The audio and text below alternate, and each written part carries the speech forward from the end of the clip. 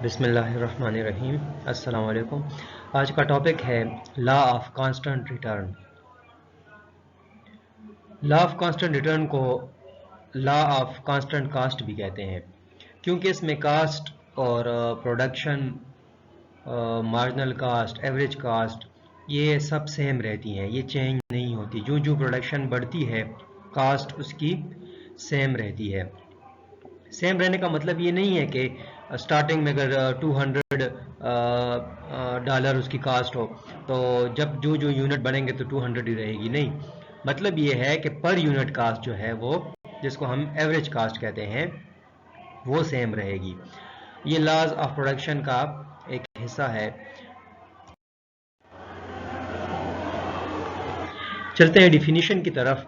Other factors cap constant, जो बाकी factor हैं उसको अगर हम कांस्टेंट रखें और सिर्फ कौन कौन से फैक्टर, जो लेबर है उसको हम चेंज करते रहें, क्योंकि हमने ये एज्यूम किया हुआ है कि ये हम शॉर्ट रन में ले रहे हैं।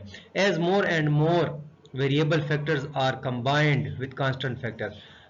मोर एंड मोर वेरिएबल फैक्टर्स को हम इंक्रीज करते जाएं कांस्टेंट फैक्टर के साथ। कांस्टेंट फैक्टर तो ऐसे भी कांस्टेंट है, वो तो इंक्रीज होंगे नहीं, वो तो उतने ही रहेंगे। और इसके साथ हम वेरिएबल फैक्टर यानी लेबर को हम इंक्रीज करते जाएं। The output produced will increase at a constant rate. तो आउटपुट जो है वो इंक्रीज तो होगा लेकिन कांस्टेंट रेट से इंक्रीज होगा। Marginal product increase at a constant rate, जो मार्जिनल प्रोडक्ट होगा वो कांस्टेंट रेट पे इंक्रीज होगा। लेट सपोज अगर पहले से 5 वर्कर काम कर रहे हैं और वो 100 यूनिट प्रोड्यूस कर रहे हैं, तो 5 हर एक वर्कर की जो कंट्रीब्यूशन है वो 20 यूनिट है। और अगर हम 6 लेबर को हम हायर करें तो प्रोडक्शन कितनी होगी फिर? 120 होगी, अगर कांस्टेंट रिटर्न ऑफ स्केल पे अगर एक फर्म काम कर रही है। अगर 7 को हम हायर करें तो 140 हो जाएगी, तो 20 इंक्रीज होगा। Hence average cost remains constant with increase in production. Average cost जो है वो प्रोडक्शन इंक्रीज होने के साथ कांस्टेंट रहेगी। मैंने आपको बताया एवरेज कास्ट क्या है। Average cost total cost divided by number of units. Constant factors कौन कौन से हैं? लैंड है और कैपिटल है। और वेरिएबल फैक्टर कौन से हैं? वो सिर्फ लेबर ही है।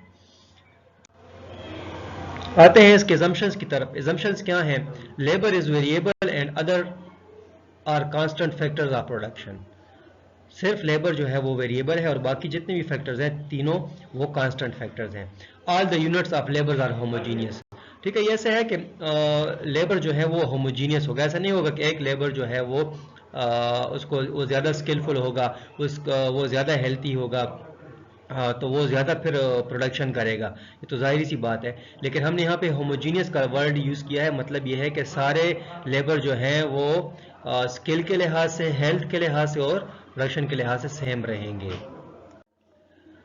थर्ड नंबर एजम्पशन है state of technology is constant.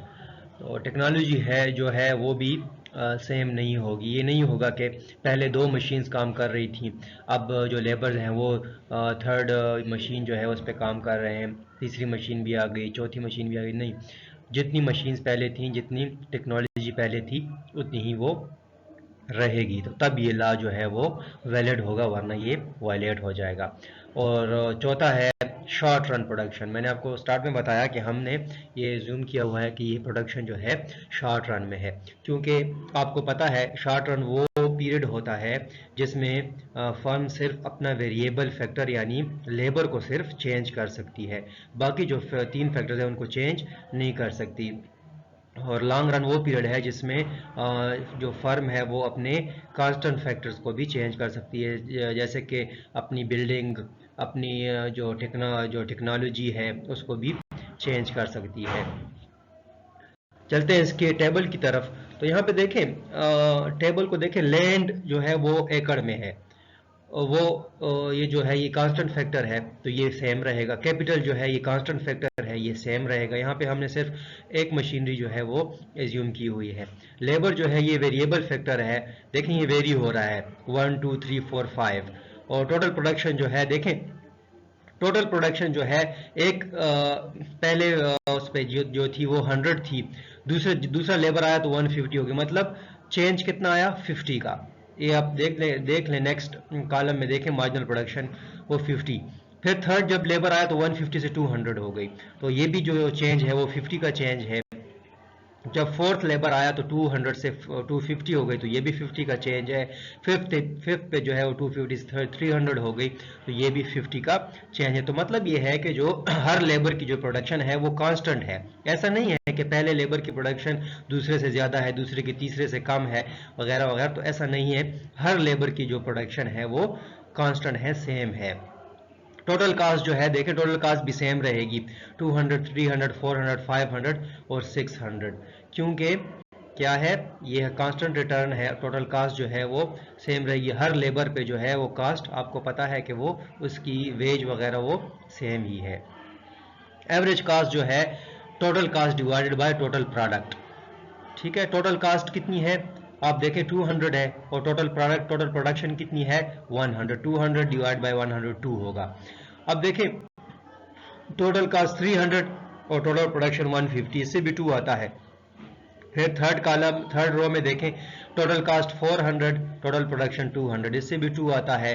500, 250, इससे भी 2 आता है। 600, 300, इससे भी 2 आता है। तो एवरेज कास्ट जो है वो 2 सब के लिए सेम है। ये $200 भी हो सकते हैं, $2 भी हो सकते हैं, 2000 रुपीज़ भी हो सकते हैं, 2 लाख रुपीज़ भी, जितने भी आप अकॉर्डिंग टू द कंडीशन होगा वो। इसकी डायग्राम देखें ज़रा, डायग्राम जो है ये देखें बिल्कुल 45 डिग्री की लाइन है। 45 डिग्री का लाइन का मतलब क्या है कि लेबर और कैपिटल जो है वो आउटपुट के लिहाज से सेम रेशो से चेंज हो रहे हैं। मेरे कहने का मतलब ये है कि जितना लेबर चेंज हो रहा है उतना ही रेशो से, उतने ही परसेंटेज से आउटपुट भी चेंज हो रहा है। देखिए यहाँ से लेबर जो देखें 10 से 12 हुआ है, तो 10 से 12 20% है, और प्रोडक्शन जो है 20 से 24 हुई, ये भी 20% है। इसी तरह फिर 12 से 20 जो है, और फिर 20 से 24 ये जो है, इसके साथ प्रोडक्शन जो है 24 से 40 और 40 से 48। तो ये जो प्रोडक्शन है, आउटपुट है, लेबर के लिहाज से वो क्या हो रही है, सेम रेशो से इंक्रीज हो रही है। तो इसलिए इसको हम कहते हैं कांस्टेंट रिटर्न टू स्केल। तो आज का लेक्चर उम्मीद है आपको समझ आ गई होगी। आपको जो भी क्वेश्चन हो लेक्चर के मुतालिक आप नीचे कमेंट बॉक्स में पूछ सकते हैं। अल्लाह हाफ़िज़। पाकिस्तान जिंदाबाद।